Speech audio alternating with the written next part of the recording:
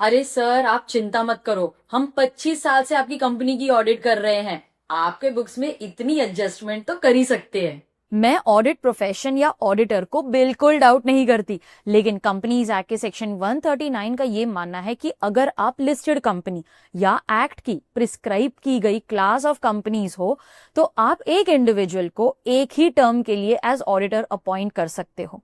अच्छा, यहाँ आपको ये जानना जरूरी है कि एक टर्म 5 साल का होता है, और अगर आप किसी ऑडिट फर्म को एज ऑडिटर अपॉइंट करना चाहते हो तो 2 टर्म यानी 5-5 साल के लिए आप उसे ऑडिटर अपॉइंट कर सकते हो। मैम, आप बोलना चाहते हो कि मैं एक लिस्टेड कंपनी में 5 साल के लिए ऑडिटर बन सकता हूँ और उसके बाद मैं उसकी कंपनी की कभी ऑडिट ही नहीं कर सकता? नहीं नहीं सर, ऐसा नहीं है। जैसे ही आपका एक टर्म यानी 5 साल खत्म हो जाएंगे तो आप एक टर्म यानी 5 साल का आपको गैप रखना पड़ेगा। उसके बाद आप फिर से एक टर्म के लिए एज ऑडिटर अपॉइंट हो सकते हो। अच्छा मैम, ऑडिट फर्म का क्या? जैसे ही ऑडिट फर्म के 2 टर्म यानी 10 साल खत्म हो जाते हैं तो एक टर्म यानी 5 साल का गैप रखना है, और फिर दोबारा आप 2 टर्म के लिए उसी ऑडिट फर्म को अपॉइंट कर सकते हो।